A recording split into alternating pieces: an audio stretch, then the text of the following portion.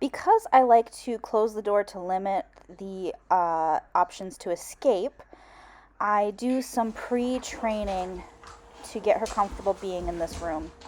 So this is called Give Me a Break. I throw a treat outside the door, wait for her to come back to me, click when she gets to me, and then replace that treat outside the door.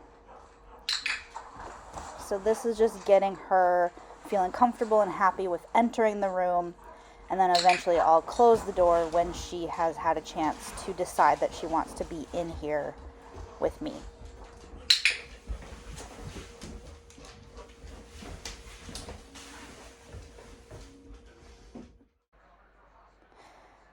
So step 2 is actually moving towards and into the kennel.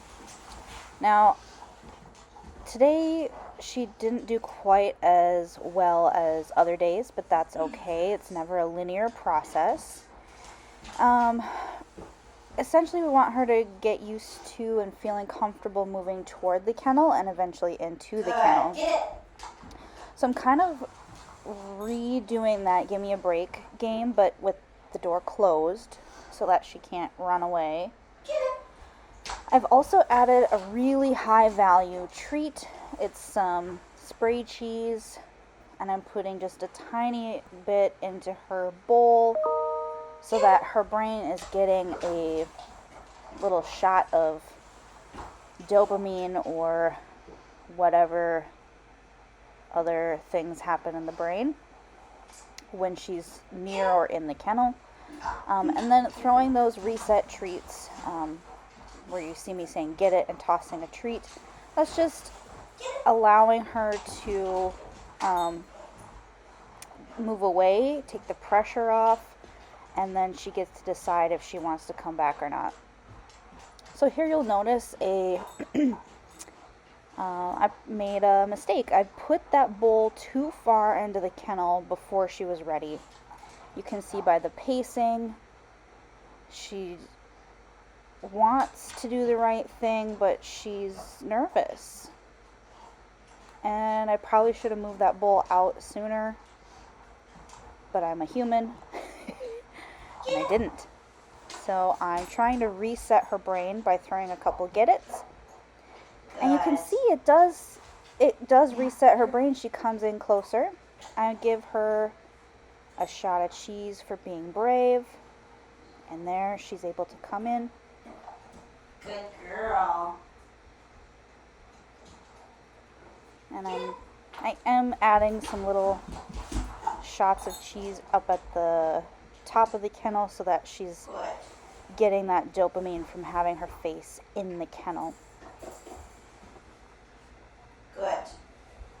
And there, I keep doing that because I must have realized in the moment that I put that bowl too far in, but I probably didn't want to make her uncomfortable by putting my body in between her and the bowl. Yeah, there, I decided. Had enough. Oh. Well, I definitely didn't make the right decision there. I should have pulled that bowl out further. I'm trying to reset the brain again. Sad. A sad girl. It's funny to watch how I talk to the dog sometimes. Good girl.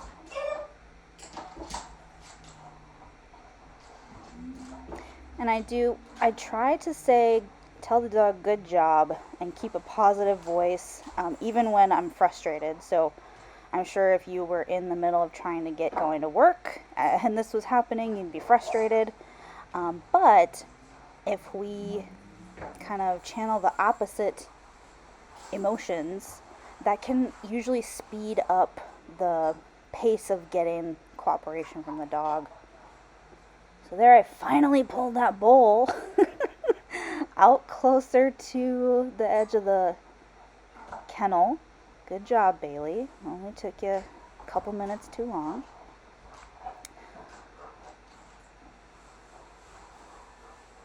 She's a lot less hesitant to get in there.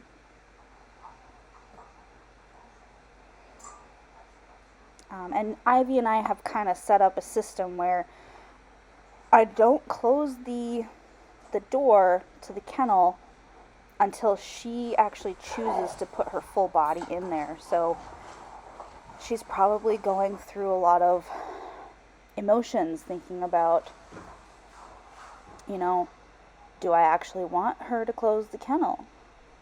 I'm sure she doesn't want me to close the kennel, but to me it's important that we have this rule structure where she is actually the one that gets to decide That's very good. when the kennel door closes. Look at that ball. Look. Good girl. And you will see at the end. It was so good on Friday. I'm probably getting frustrated because Good. just a few days ago she went right in there in Good. about 30 seconds. So. Good girl. Yes. You're a good girl. You did a lot better on Friday, though, didn't you? Yeah. Yeah. I must be frustrated. I keep bringing up Friday. Good.